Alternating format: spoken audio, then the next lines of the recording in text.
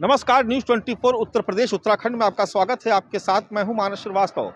आज एक बार फिर हम मायावती की चर्चा करने जा रहे हैं। विधानसभा के चुनाव भले ही दिल्ली में हुए, लेकिन उसका असर उत्तर प्रदेश में भी दिखाई पड़ रहा है। समाजवादी पार्टी अपनी तरफ से जो बयान जारी कर रही है, उन सब से इतर मायावती का बयान ज़्यादा मायने रखता है।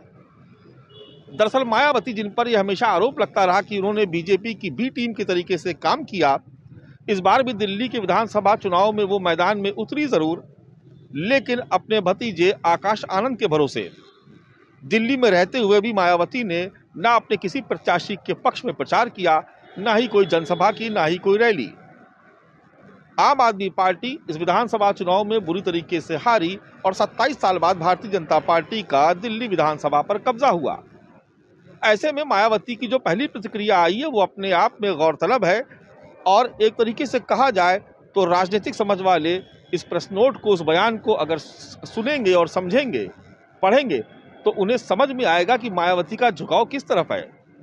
दरअसल मायावती अपने इस बयान में ये कहती है कि जिस तरीके की गारंटी देश में बीजेपी की सरकार ने दी, जो वायदे किए गए, वो आम जनता को प्रभावित कर गए और यही वजह है कि भारतीय जनता पार्टी दिल्ली की सत्ता पर काबिज होने में कामयाब रही और आम आदमी पार्टी को सत्ता से बेदखल किया। उन्होंने मिल्कीपुर का भी जिक्र किया और ये कहा कि अब समाजवादी पार्टी ये नहीं कह सकती कि बहुजन समाज पार्टी की वजह से वो चुनाव हार गई।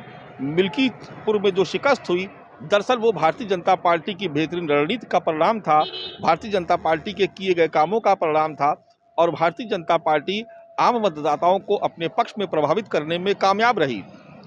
अब दिल्ली के विधानसभा चुनाव से लेकर के मिल्की के उपचुनाव तक का अगर विश्लेषण करें और उसमें मायावती की भूमिका को अगर हम समझें, तो वो भूमिका कुछ इस तरीके से समझ में आती है कि ऐसा लगता है कि इंडिया गठबंधन और एनडीए के बीच मायावती कुछ इस तरीके से खेल रही हैं, जिसमें भारतीय जनता पार्टी की तरफ उनका झुकाव ज़्यादा नजर आता है।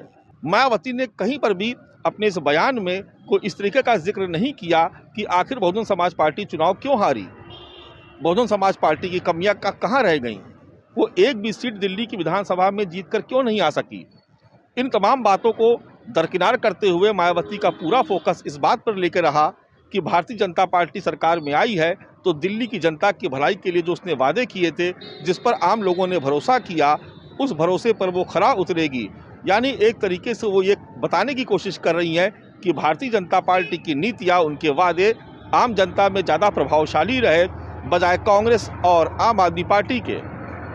ये बात बिल्कुल सही है कि मायावती इंडिया गठबंधन का हिस्सा नहीं है और इसमें भी कोई शक नहीं कि इंडिया गठबंधन के बिखराव का फायदा ही भारतीय जनता पार्टी को लगातार मिल रहा है। इसके पीछे की वजह कुछ भी हो सकती है। दोनों ही सियासी दलों की अपनी अपनी महत्वाकांक्षाएं हो सकती हैं, चाहे उत्तर प्रदेश में समाजवादी पार्टी और कांग्रेस के बीच हो या दिल्ली में आम आदमी पार्टी और कांग्रेस के बीच। लेकिन इन सब के बीच मायावती का मैदान में उतरना और जिस तरीके का बयान उनका दिल्ली चुनाव के नतीजों के बाद आया, वो अपने आप में बेहद अहम हो जाता है। ऐसे में इन आरोपों को फिर से बल मिलता है कि आखिर मायावती किसके फायदे और किसके नुकसान के लिए चुनावी मैदान में उतरती हैं। उनके बयान से तो साफ जाहिर होता है कि उनका झुकाव शायद भारतीय जनता पार्टी की तरफ नजर आता है, कहीं पर भी वो कांग्रेस या समाजवादी पार्टी के फेवर में दिखाई नहीं पड़ती। ना ही वो भारतीय जनता पार्टी का बहुत खुल करके विरोध करती हैं, उनका विरोध सिर्फ बयानों तक सीमित रहता है।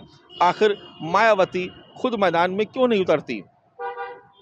चाहे हम बात उत्तर प्रदेश की करें या फिर दिल्ली की, मायावती की जो भूमिका है वो अब सक्रिय राजनीति में उस तरीके से नजर नहीं आती जैसे कि 2014 के पहले हुआ करती थी, या उत्तर प्रदेश में मायावती का जो आक्रामक लहजा जिसके लिए वो हमेशा मशहूर रहती थी, जिसकी वजह से उनका कोर वोट बैंक यानी अनुसूचित जाति का वोट बैंक हमेशा उनमें एक देवी की तरह उनको पूछता था, या उसको लगता था कि उनके बीच की, उनकी दबी कुचली बिरादरी की एक ऐसी सशक्त महिला है जो तमाम सामंतवादी लोगों से मोर्चा ले सकती है।